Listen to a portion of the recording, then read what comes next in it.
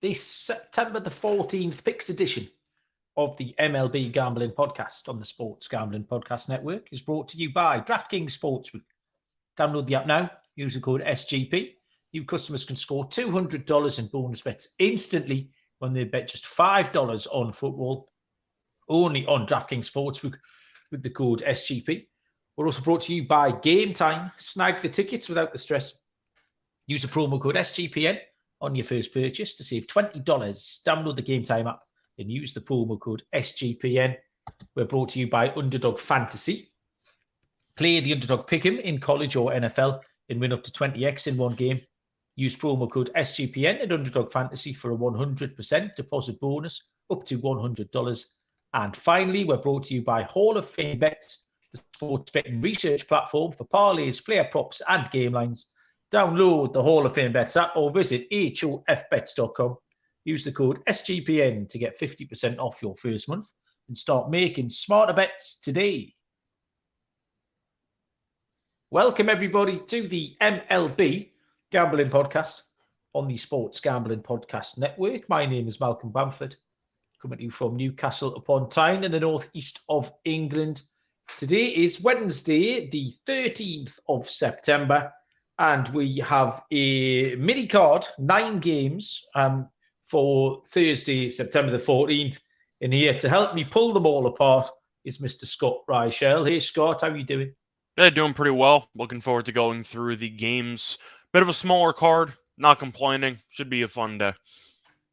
Yeah, I never get put on these little mini cards. They like to work me like I'm in a Bangladeshi sweatshop where Munaf keeps all these little 6-game cards for himself on a Wednesday so we can do 20 minutes research. But I've managed to shoehorn myself in tonight. Like we say, 9 games, 5 of which are on the board, 4 of which aren't, because there's lots of days fall going on as we speak, which means there's pitching matchups. Doing okay today. The Rays and the Twins, we both liked the over, I think, yesterday, Scott. Yep.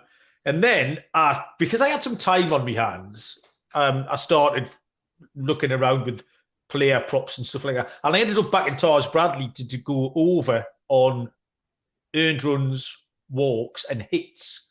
And he actually pitched quite well for a long time. It looked like I was going to lose. But he eventually got there on 2 of the 3 props. He actually left the game with 2 runners on, and then the relief pitcher allowed those runners to score. So I managed to get the over on the earned run. So I won 2 out of 3, which was a little bit of profit. And it's been a little while since I've live sweated my dog on the show. But Colorado at +1, tipped them at +150 yesterday. I actually managed to back them at +167 a couple of hours ago. And they currently lead 5-3 in the bottom of the 7th.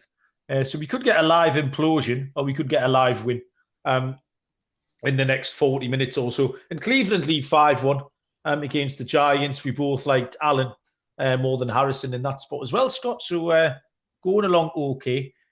Yeah, there was all sorts of stuff going on last night. So a lot of injuries, a lot of shenanigans. But we'll come to each team and the implications of what happened as we get to them. We will start tomorrow with, I'll tell you what we'll do. We'll say hello to everybody who's bothered to say hello to us in the chat first as well. Who was in first? Trev, of course he was. Evening, Trev. How are you doing? Randy's in. Captain Insano. Captain Insano has done double duty tonight. Captain Insano joined me on the Premier League Gambling Podcast in the last hour. So extra points, loyalty points for Captain Insano. And Riley as well. Evening, Riley. How you doing? So yeah, any tips you like, stick them in the chat and we'll get to them. Start tomorrow with lots of days ball again, 12:35 Eastern. First pitch is the Washington Nationals at the Pittsburgh Pirates. We have Josiah Gray for Washington. Mitch Keller draws the start for Pittsburgh. +145 on the Nationals, -165 on the Pirates. Total is 8.5. Scott, lead us off. So Keller's been really good lately, but the question is, do I ever want to lay 165 with Pittsburgh? The answer is probably not. And I said Keller's been good. He did get shelled by the Braves the last time out, but that is Atlanta, so you can kind of put an asterisk next to it. I think I'm going to have to lean to Washington. It's a spot where, even though I do like how Keller's pitched for the most part in the last month and change, I can't lay 165 with this team. Like, that's just an insane price to lay the team that has nothing to play for. Washington's been competitive in the past month or so. Gray has been hit or miss for the most part, but 165, like if it was a little bit lower of a number, I'd be tempted, but maybe if you want to go Pittsburgh first 5 minus a half, you can make an argument there. But I can't lay 165 on the full game with Pittsburgh. So I think if I was going to take Pittsburgh, I'd probably look at the first 5 minus a half. But I think for the sake of this matchup, I'm going to lean to Washington at a decent plus money price. I just think 165 is way too high. Yeah, a lot of the stuff points you towards Pittsburgh, but then if you arrive at that destination, you don't want them at the price. So it's quite a tricky game to handicap.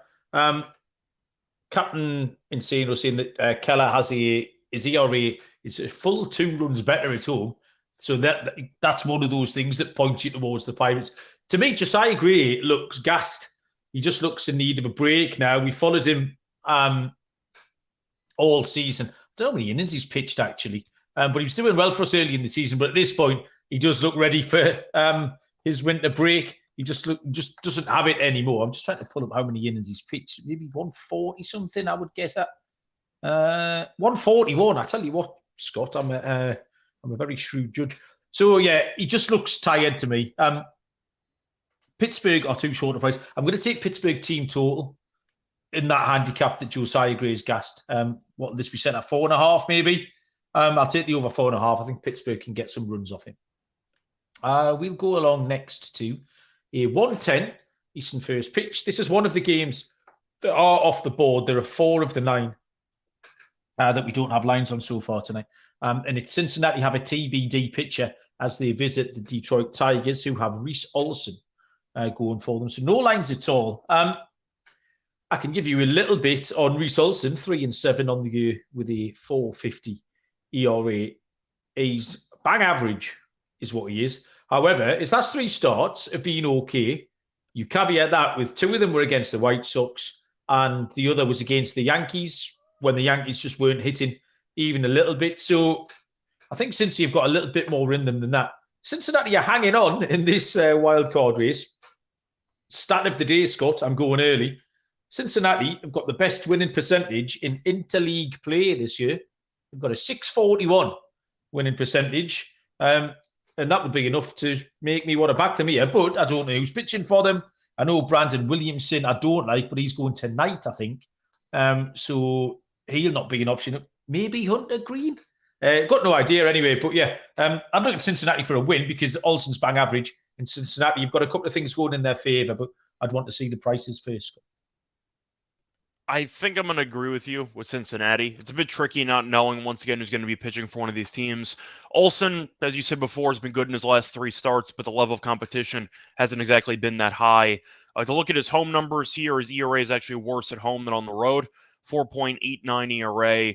Not much really more to add because I don't know the lines, but I am going to lean to the Reds. They're a better team, better offense, and I'm hoping the pitcher in this matchup isn't significantly worse than Olson.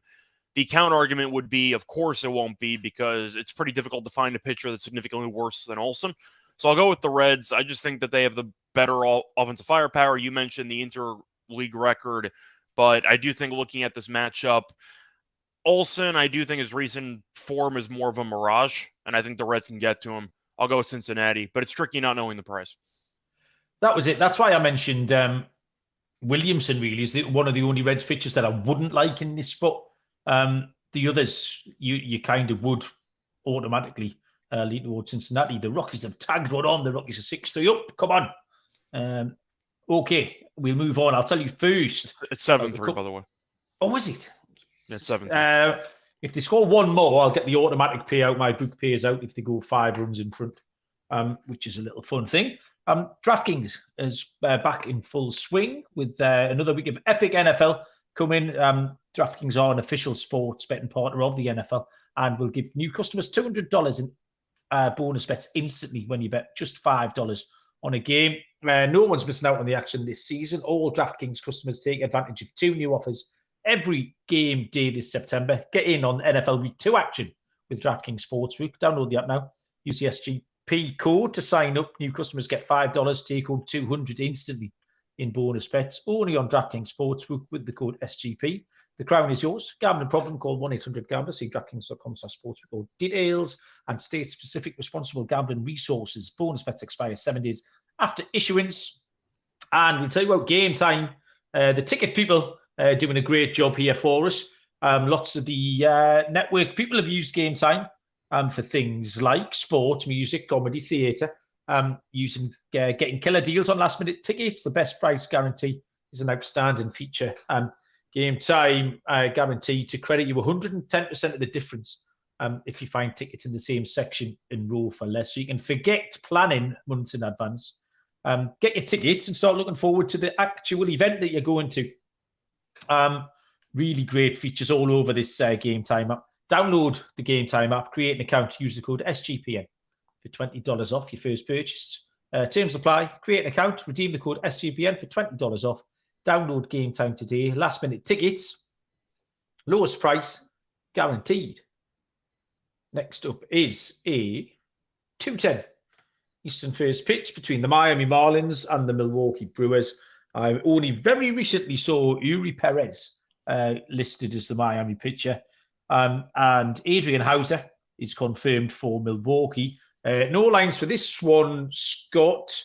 Like I said, I just saw Perez. I think that Perez isn't even confirmed yet, but I think he's been mooted. So do you have much on this? I think I'm just going to lean to Milwaukee. I'm a fan of how the team's been in recent form. Looking at the actual numbers here for Milwaukee, team is very good at home, 42-28. Miami's 5 under on the road. Perez does have the better numbers, so I do acknowledge that, but I'm looking at his road numbers. They are a lot worse. His road ERA is 4.17. He's been okay lately. Last 2 starts, he hasn't exactly gone much length. He's gone less than 5 1/3. So I do have questions on if he'll be able to actually pitch a long time in this outing. But 5 innings, 2 runs against the Phillies, 4 2/3, 3 runs against the Nationals. Hauser, I do like as being a ground ball pitcher, and Miami has a hard time with stringing hits together. But for me, I do think when you're looking at the overall form of these teams, Milwaukee's been great. And with the Cubs recently struggling, the Brewers are starting to, I don't want to say run away with the division again, but they're creating some added breathing room in that division, which they needed. I'm going to go with Milwaukee. The issue is, once again, not knowing exactly what the lines are going to be. Yeah. But I do think that Milwaukee should be able to get the job done. Perez on the road is more vulnerable. And once again, he doesn't go much length. Give Milwaukee potentially on the run line. I think we handicapped this last night, and it was Garrett against Rhea. And the Brewers were minus 120 with Miami plus 120. I don't see much difference here. I mean, Garrett and Perez are kind of been in similar veins of form recently. Yeah, House is a better proposition than Rhea, though, I suppose. Miami, for as much as they underwhelm us generally, they've had the pitching rotations had a sub-4 ERA in the last 19 games. They've been going along really well. Hauser has been poor lately, but Milwaukee do tend to give him loads of run support. He's the one who gets all the run support. I'm not convinced. I took an over here. I don't mind. If you want to go with a fade of Hauser, I wouldn't mind a Miami team total over. Yeah. It's going to be a low number, but this was one of those games I was kind of relieved there was no lines because it didn't force me into a pick. I can just sort of gloss over it because I did find this really tricky. But yeah, that's not a bad angling at all. Scott, I like that. We will go to a 7. Oh, hang on, have I missed out? I've missed out the Mets. Look, 4:10 Eastern first pitch. The Arizona Diamondbacks at the New York Mets. This is the pitch and matchup of the day, or is it? No, might not be. Might be the second best one of the day. Where Merrill Kelly goes for the Diamondbacks and Kodai Senga takes the ball for the New York Mets, who are minus 120 at home. The road D-backs are plus 108 with a total of 7.5. Merrill Kelly, 11-6 on the year with a 3.16 ERA. Incredibly reliable to the point of being a bit dull. Just all his numbers are the same. Doesn't matter which one you want to look at, really. 3.60 in his last 5. 3.53 on the road. 3.46 against the NL East. You could just throw a blanket over any stat you want over Merrill Kelly. There's just no deviation. He's only given up 1 earned in his last 2 starts. And they were both low-scoring games as well. The D-backs won those 3-2 and 4-2. Kodai Senga, 10-7 on the year, 3.07 ERA. Has been a bright spot for the Mets in a season where they haven't had many. And again, he's getting better. I mean, first of all, he settled in and looked really good. And now he's really going through the gears towards the end of the season. A 2.48 ERA in his last 5, 2.52 home ERA. That's been his USP all season. Did start one game against Arizona early in the season. 1 earned run over 8 innings pitched. And low-scoring games recently, 5-2, 2-1, and 3-1. This all points to a duel. The total's low. I knew it would be 7.5, but I'm happy to take it. First 5 under or an under 7.5, please, Scott. Yeah, I like the first 5 under as well. I don't mind maybe looking at the Mets as well in this game. The Mets recently have been okay, and I'm a fan of the prospect they called up, Mauricio, who had a home run yesterday. Yes, I've got his name written down in front of me, Scott, as well. I was going to say, kid's solid, but in general, I know Alonso homered yesterday. Team's been playing okay lately. They've been a lot better at home than on the road this season. Kelly's been good. Senga's been very good. I see once again a pitcher's duel, so I'm with you. This game, for me, has like a 3-2 final written all over it, but yeah. I'm going to go with I'm going to lean to the Mets as well, but the under is going to be my favorite play. One prop I am tempted by, though, is Kelly walks. I mean, Senga walks we already know about, but Kelly walks has been pretty solid lately. He walked 5 guys the last start in about 5 2/3. Walked 3 guys 2 starts ago in 5 innings against the Dodgers. So recently the command has not fully been there. I wouldn't mind taking Kelly walks against the Mets if you want to go for a sneaky player prop. Okay, yeah, let's get involved in that. Captain Insano might like a Senga K prop, 27 Ks in his last 3 starts. The captain points out to us. 7:07 first pitch. The Texas Rangers at the Toronto Blue Jays. I would venture that this is the matchup of the day, where Nathan Eovaldi takes on Kevin Gausman for Toronto, plus 145 on the Rangers, minus 155 on the Blue Jays with a total of 8. Yeah, good game. It's good series. Texas will be delighted with how this little road trip's gone. They won a couple in Seattle and now go to the Blue Jays. Just a little note, and I don't know how much this affects betting odds or any tickets that anyone's holding now. But after that series in Seattle, Toronto now have to finish ahead of Seattle to clinch a playoff spot due to their divisional records, I think. So the tie now would be good enough for Toronto. The tie would be good enough for Toronto. Right. The tie would be good enough for Seattle. Yes. Seattle would go through with the tie. I've tied myself up here. But Toronto would have to finish above them. I think that's correct. Nathan Eovaldi is 11-4 on the year, has a 2.90 ERA, has had 2 starts back from the IL. Not really sure what's gone on. 1 1/3 and 2 1/3. So really, it's quite tricky to know what to expect from Eovaldi. Kevin Gausman on the year is 11-8 with a 3.28 ERA. He was great last time, but that was against Kansas City. You've been spectacularly poor lately. And Gausman hadn't been great before that. I don't trust much in this game. I know you're probably going to say the same thing, that it's another couple of these nutso teams. The Blue Jays have really shit the bed lately. The big situation this week for them. And they just haven't come through. The bats, Bichette, Vladdy, just haven't been doing it. Really, really disappointing for them. Texas took a right blow. Scherzer left his game last night, and only in the last hour or so, he's done for the season.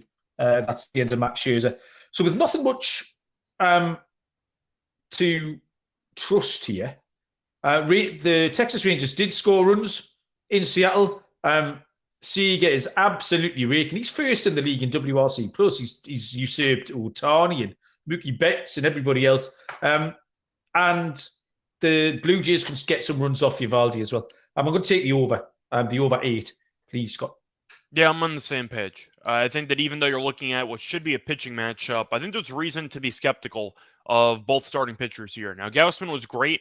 Last time out, as you said before, was against Kansas City. The last couple starts, though, before that, he was giving up some runs. 4 innings, 3 runs against the Rockies. That was in course. I can let that go. 5 innings, 3 runs against the Nationals at home, 6 innings, 2 runs against the Orioles, 5 1/3, 7 runs, 5 earned against the Phillies. So he has been better at home, but I do acknowledge that he has not exactly been pitching a lot of zeros lately. I do think Texas can score some runs. Eovaldi's good on paper, but as you said before, he's going no length because he came back off the IL and they're barely using him, and we know Texas' bullpen's not very good. First 2 games in the series had at least 9 runs. The bullpens have been a problem. The lineups are still solid. I'm with you. I'm on the over 8. 8 just feels a little bit low. If Eovaldi was going 6 innings, then I would maybe consider an under, but he's not. I can't take an under when I have to deal with Texas bullpen for probably about 6+ innings. I can't do that. So I'll go with the over 8 in this game. Okay, yeah, same play. 7:15 Eastern first pitch. The Tampa Bay Rays will take on the Baltimore Orioles. We have Aaron Savali for Tampa Bay and Kyle Bradish for Baltimore. Plus 120 Tampa, minus 135 for Baltimore. Total is set at 8.5, Scott. Well, Bradish has been very solid this year. Do you have a pitcher listed for Tampa or no? Savali. Okay. I feel like this whole series is going to determine the division, isn't it? Yep. No, absolutely. I mean, it's a 4-game series, and they're separated by 2.5. It's the final 4 head-to-head meetings of the season. Baltimore so far is 6-3. They've won They won 3 of the last 4 meetings. I think for this one, I actually am going to lean to Tampa. It's a spot where I do think the pitchers are somewhat comparable. Bradish I do like as an overall pitcher, and he has been good at home. But Tampa's been good lately, so has Baltimore. But this game really doesn't tell me that a lot's separating these two teams. I can definitely see this coming down to the wire, but I do think if I'm getting plus money for 2 teams that I do think are pretty comparable based on record and based on just, I don't want to say how these teams play, but I do think they're comparable. I'm going to lean to Tampa. I'll take the plus money. I feel like this line's a little bit high. You can make an argument that a split in this 4-game set's pretty realistic. Bradish has been consistent. I'm aware of that. But ever since Batista got hurt, I've not exactly been sold on this bullpen. I think it's fine for Baltimore, but it's not amazing. I'm going to lean to Tampa. I think that's a pretty large price for teams that are separated by I don't want to say slimmest of margins, by a pretty slim margin. I'm going to lean to Tampa. Yeah, I think you're right. It does look more like a coin toss than the difference in the prices. I do prefer Baltimore in this spot. I've been quite impressed with Tampa. They've held their nerve really well. They've done it tonight, I think, Randy Rosarena walk-off homer, beat Minnesota 5-4. So they've held their nerve pretty well, Tampa Bay. And what have been, they've been under pressure, but they've responded to it. Baltimore have had a little wobble. They let me down last night. They couldn't hit Wainwright. Losing. Yeah, exactly. Someone earlier on, was it Randy, said he backed Wainwright? Braver man than me, Randy. And Wainwright didn't even pitch well. Baltimore went 1 for 12. No, yeah, I was getting frustrated. There was the left runners all over the place. The key here for me was Savali goes 5 innings. In his last 4 starts, he's given up 4, 3, 2, and 3. Now, is that start going to be enough for them to win the game? And I don't think it is, because Bradish goes a little bit longer, gives up fewer runs. Baltimore have won his last 5 games. He's got a 101 whip, Captain Zeno points out. And I think the home advantage is probably worth the run as well. So it's only just, I wish the prices were a little bit closer together, but I do think Baltimore will win the game. I don't know if I'll be backing them at minus 135. I might shop around, but yeah, it would be Baltimore for me. We move on to a 7:15 Eastern first pitch between the New York Yankees and the Boston Red Sox. This one is off the board completely. It is Michael King confirmed for the Yankees, but we have no pitcher at all. I've got no clue who might be going for Boston. No lines and not an awful lot to add. Michael King, 4 and 5 on the year, 2.82 ERA. He's okay. Short starts. All I got for Boston is they lost the doubleheader yesterday to the Yankees and went 0 for 19 with runners in scoring position over those 2 games, which is pretty impressive. But I've got nothing else apart from that, Scott, for this. I think for this matchup, once again, it is tricky without having a total or an actual money line price. I think I am going to lean to the Yankees team total under in this game. Even though the Yankees swept the doubleheader, they only scored 7 runs. It wasn't like they really did anything. You just mentioned that Boston couldn't get a key hit to save their lives, but the Yankees really didn't do much either. So to go through the Yankees' offensive numbers lately, these are the numbers that they scored in the last couple games: 4, 3, 4, 2, 2, 3, 4. They don't score many runs. So I am wondering what this total is going to be, but they're kind of just hovering around that 3 mark for the last week. And with all the injuries they have, Dominguez out for the year, we already know how many injuries they have. I'm going to go with the Yankees team total under. I'm curious what the line's going to be. Based on the fact that it's in Fenway and it is a Yankee-Red Sox game, I'm assuming the total should be, for the full game, like 9, 8.5 maybe, 9, but that means the Yankees team total might be at around 4, 4.5. I'm going to lean to the under on that one. I do think that the Yankees offense has been sputtering a bit lately, even though they did sweep the doubleheader yesterday. They weren't great offensively. Boston was just insanely bad. So I'm going to go with the Yankees team total under. Yeah, they've won too many of those games where they probably shouldn't have. You talking me through that sort of leads me towards wanting to back Boston here, because I don't think New York can keep getting away with it. 0 for 19 is nuts. Yeah, it's nuts. Yeah, if you back them and you were sitting watching those 2 games, you'd have your head in your hands. We've got 2 games. Once I'll tell you first about our new sponsor here, Hall of Fame Bets. You can win bigger by betting smarter this NFL season with Hall of Fame Bets, the sports betting analytics platform for parlays, player props, and game lines. Research every NFL, NBA, MLB, and soccer bet with historical bets and data.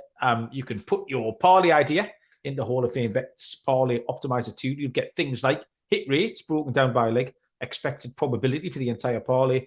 You can sort players by hit rate and learn which players are hot and which picks have value.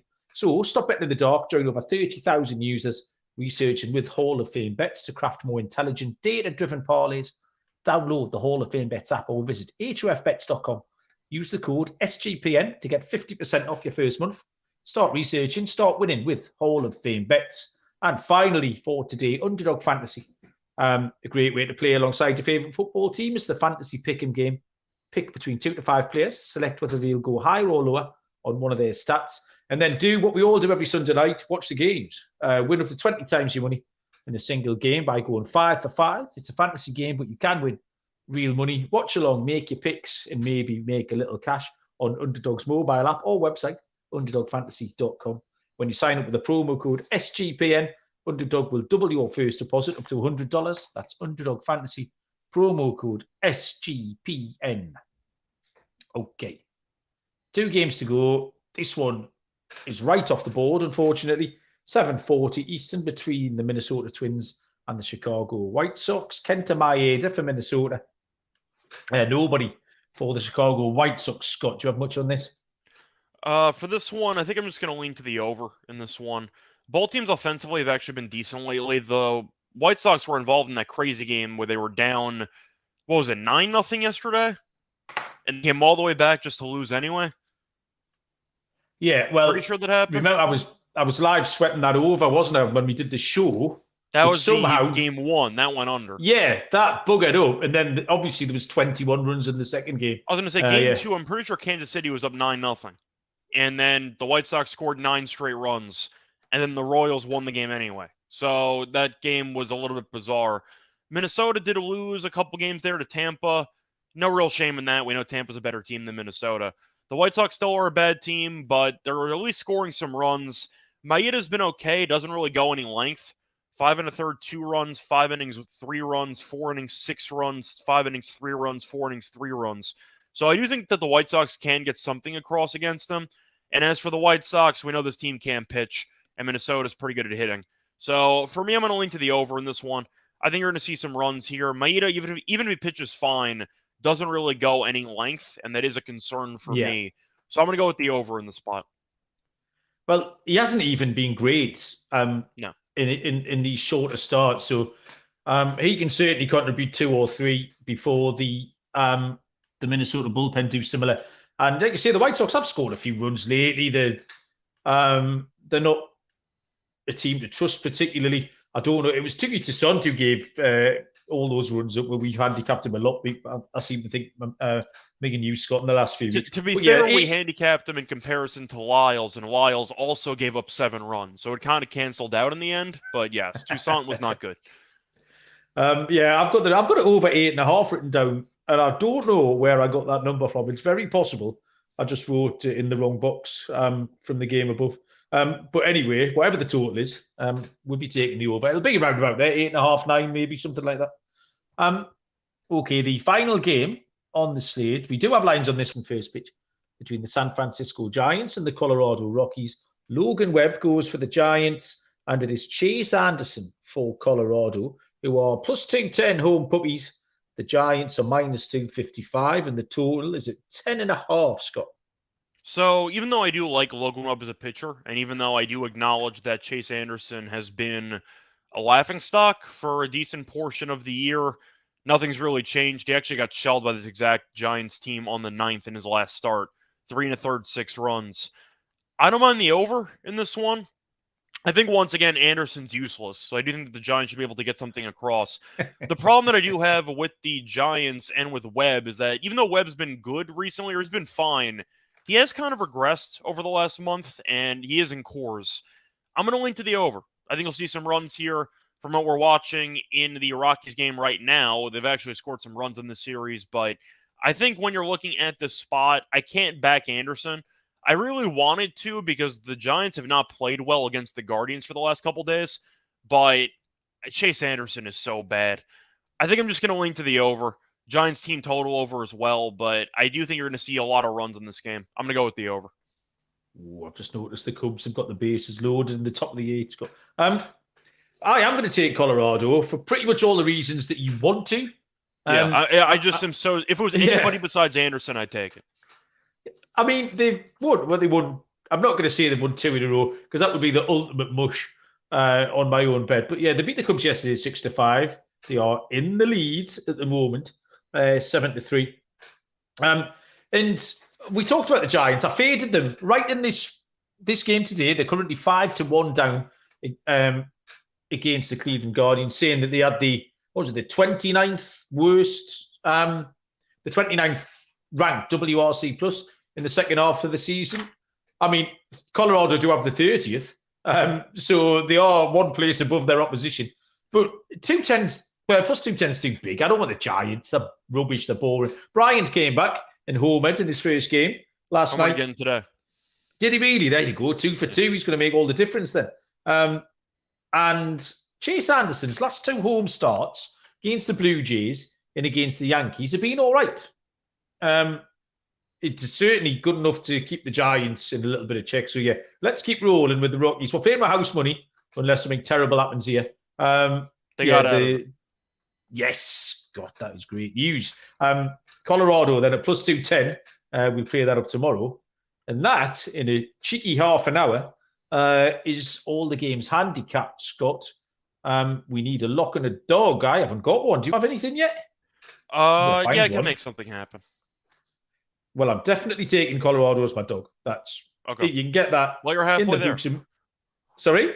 You're halfway I'm there. I'm halfway there. I've written down. It's written on my pad, and I've boxed it off. And for my lock, oofed. Let's go first 5 under.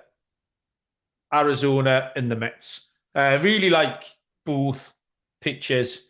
And like I said, there was just all the pointers were towards that. The recent form, Kelly's road form, Senga's home form, Kelly's form against the NL East teams, Senga's form against Arizona, the totals of the last games they've all pitched, it all was going in one direction. There was nothing making me think, oh, hang on a minute. It was just all one-way traffic. First 5 under between the Mets and the D-backs, please, Scott. That's what I was going to take. So now I got to think. Yes, good. Are you going to double lock it, or are you going to be brave, go out on a limb? I think for the lock, I probably am going to double lock it. I thought about taking the Mets first 5, but I do like Kelly a lot, so I am going to go with the first 5 under there. Probably going to be 4, full game total 7, so 7.5. I mean, so you're probably going to see a juiced 4. I'll take the under on that as my lock. For my dog, you know what? I see it available on DraftKings at even money. I'll go with the over 10 in the Giants and the Colorado game. You're looking at Webb's numbers. He did just shut out this Rockies team, but that was in Oracle. You're looking at his numbers in cores this year, 5 1/3, 4 runs. Historically speaking, he has not been good in cores like most pitchers that tend to rely on off-speed stuff. They tend to not do well in cores. But you have Chase Anderson pitching. Logan Webb's had some issues in this ballpark. 10.5, I think is a little bit low. I think each team could get the 5 in here. So I am going to go with the over 10.5 at even money as my dog. Is that an even money dog you're giving out, Scott? Is that allowed on the network? Have you checked? Yeah, it has a plus next to it, so it counts. It's slightly off the ladies' menu, though. Do you not think? I mean, it could be. Ladies need the cash too, you know? Yeah. Okay, we let you off. Yeah, we were... I'm sorry I don't have anything else, but I'm missing lines on like half the games with underdogs. So I'm doing the best apologize, Scott. He's doing well with what we've given him to work with. Right, thank you very much, Scott. Thanks everyone who got in the chat as ever. It really cheers me up. It makes me smile a lot. Thanks a lot. Go and listen to the Premier League Gambling Podcast. It's outstanding, and the host is handsome and funny. Good luck with all your baseball bets. I'm going to go and watch the Rockies close this one out tonight, and then go to bed a winner. We'll be back tomorrow. Until then, we'll see you down the road. Cheers.